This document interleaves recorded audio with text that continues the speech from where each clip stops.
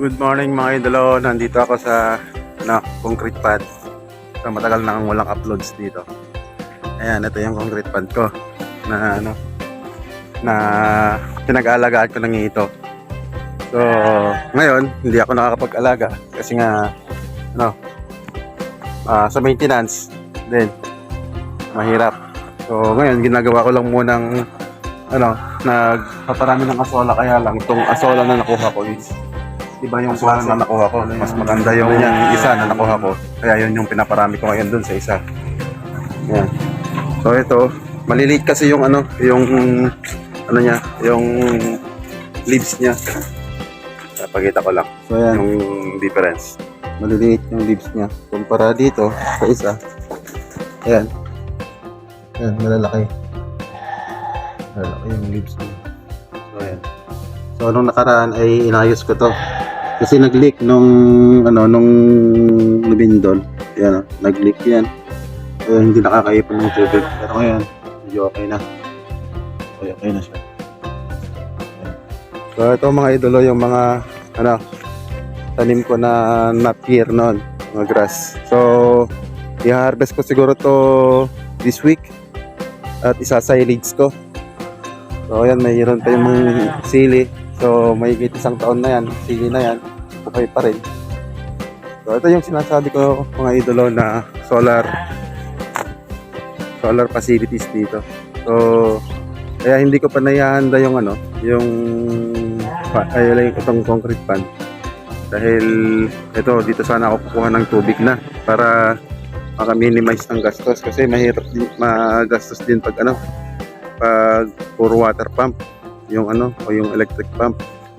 So ito yung pinaka-practical na kasi bigay ng yan, project ng gobyerno. So yan, buti merong ganyan at magagamit natin dito soon. So kaya hindi ko muna pina-priority yun, itong kasi mahal yung yung mga gamit na kakailanganin ko. Kaya ganyan muna, kapag nagka-budget itutuloy. Yan mga idolo. Punta tayo dun sa may pato. May papakita ko dun sa inyo. Mga pato, yung mga Muscovy. Yan, nandito tayo sa may Muscovy duck. So ayan, ito naman sila. Ito yung bumungod sa akin kanina, nagpakain ako mga idolo. Ito, may mga itlog na sila nag-produce na sila ng itlog. Ayan, yung itlog na, yung Muscovy duck natin. So, ayan, breeding season siguro.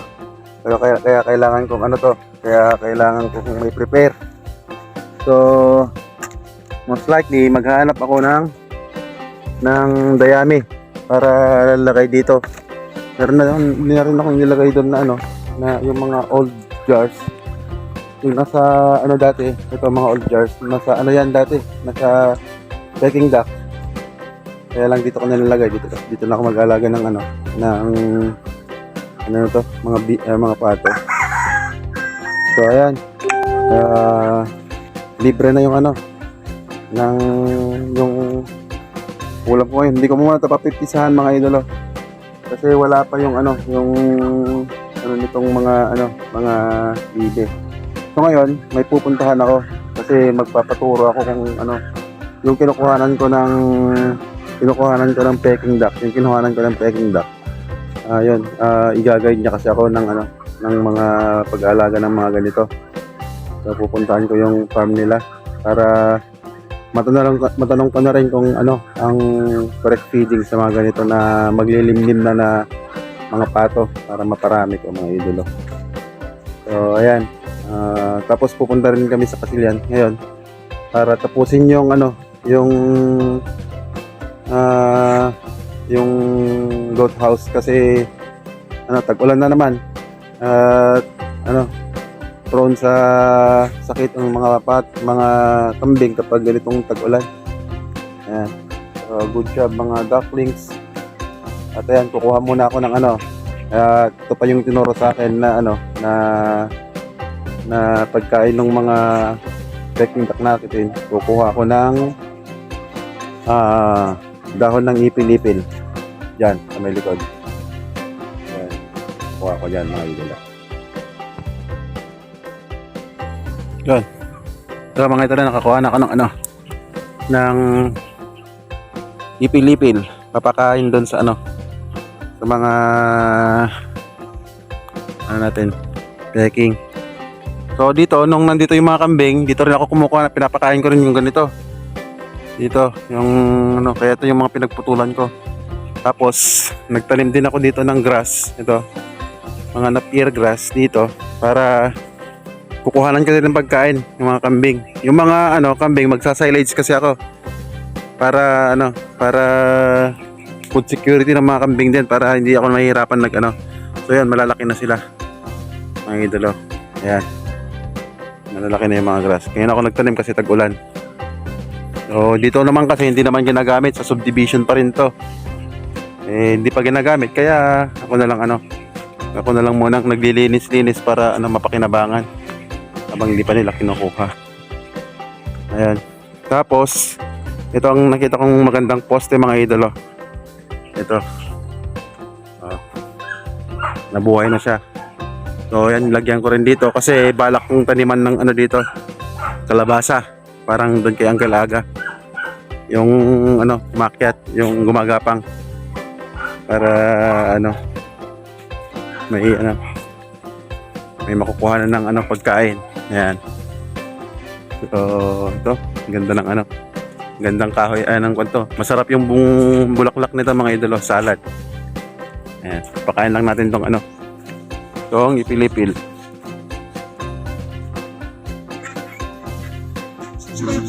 Ayan o, pinakain na nila. Mukbang na sila, mukbang. So kahapon, no, sinamang palad yung isang bibi ko. Pero yun o, yung ano, hirap na hirap pa rin. Pinain pa rin ng daga. So hindi pa rin safe. Kaya kahapon, kagabi, nagpailaw na lang ako dito. Kasi sayang din yung isa. So imagine mo kung ano, pag lumaki yun ng 700 pesos, di sayang. Kaya ano lang ako, sacrifice na lang sa ilaw. Sa ilaw dito. Pero pag magpapera, lalagyan ko na lang ng solar para makatipid-tipid din. So ito, kawawa. So ito mga idolo, pupunta tayo sa ano, sa may Sarat, at pupuntahan ko yung ano, yung nag-aalaga ng ano din, ng peking duck na farm. So magpapa-advise tayo ng ano, kung ano yung mga proper feeding sa ano, sa Muscovy natin, kasi magsisimula na silang mangitlog. So ayan, pupunta tayo doon para may ano, may mga ideas tayo na makukuhanan. So ayan mga idolo. So nandito na tayo sa ano, town proper ng Sarat mga idolo. So a brief history lang, may history ang ano, ang Sarat. So dito sa Sarat, dito yung ano, yung birthplace ni Apo Lakay Ferdinand Marcos.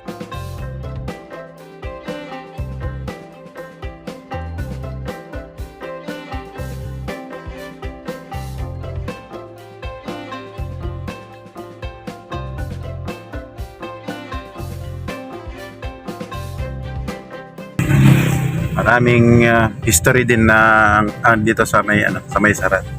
So ayan mga idolo. Dito ang birthplace ni Apo Lakay Ferdinand Marcos Sr. Ayan, going na tayo doon sa ano, sa farm. So ito yung ano, ito yung alaga nila. Turuan tayo ano, mag ano ng gender. Ayan.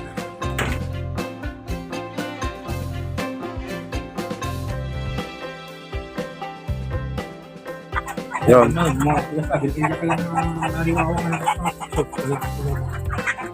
Sige man, basi kita man di may isa.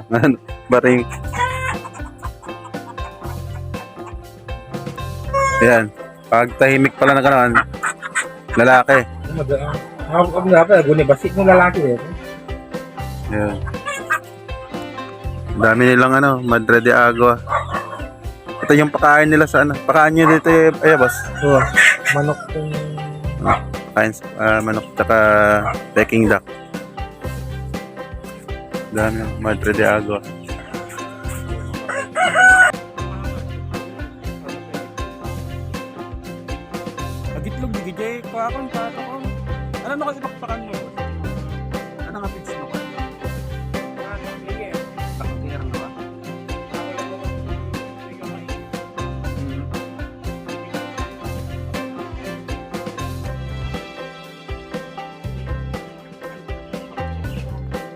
pag-alam ni kasi. Shopee. Ibayad na lang. May sa kilo na ibayad na 240. Yung padas una ko sardi. Ano dito boss? Pang para ano? Ilaw ko pa dyan ganun na. Ano patigsalan to? Gitlaw. Pagpapintas ni Perti. Cheers mo sa Shopee.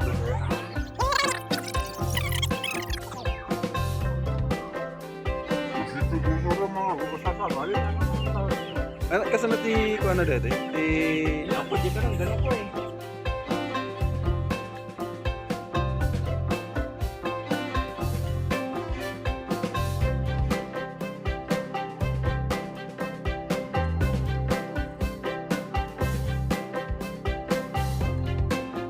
Di rin siguro to, mga idolo. Dami. Yan, alam ko ng ano. Paghiwalayin yung lalaki at babae.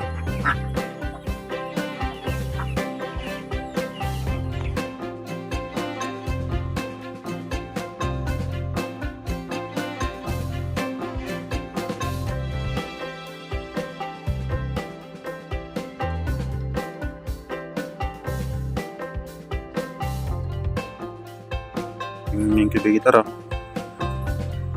Yun. Nile-lecturean tayo ni Sir Eric, ano sir?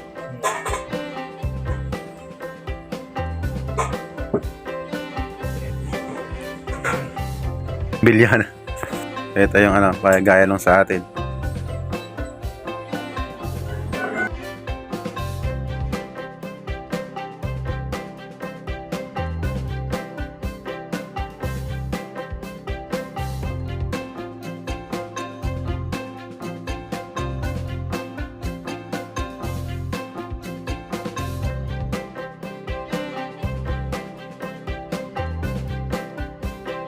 So, ayan mga idolo, nandito na ako sa ano, sa bahay ulit. Pupunta ako ng Kasilyan.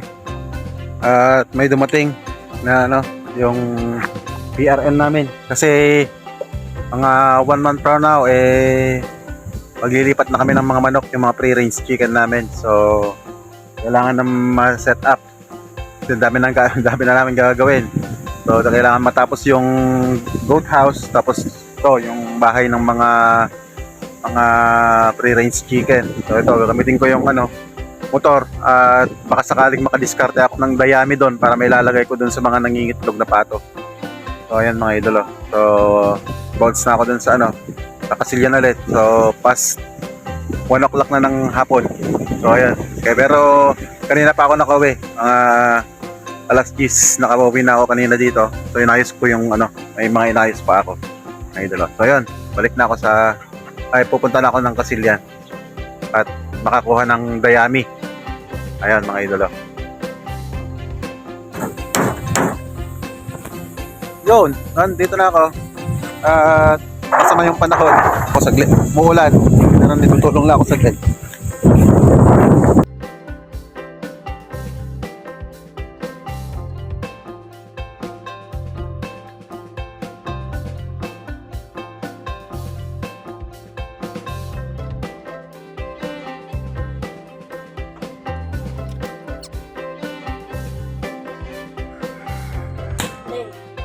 Umuulan. Umulan! Kaya umuulan na. Pero patapos na to, tapos na. Tapos na. Yung scoring namin, tapos na. Rooms na lang. Ay, gulo. So ayan. Dito na lang namin tatapusin itong ano namin, itong video namin ngayon. Yun, Renald. Bye-bye. Kasing Donald, bye-bye. Yun. Salamat sa inyong mga panonood. God bless us all. Amen.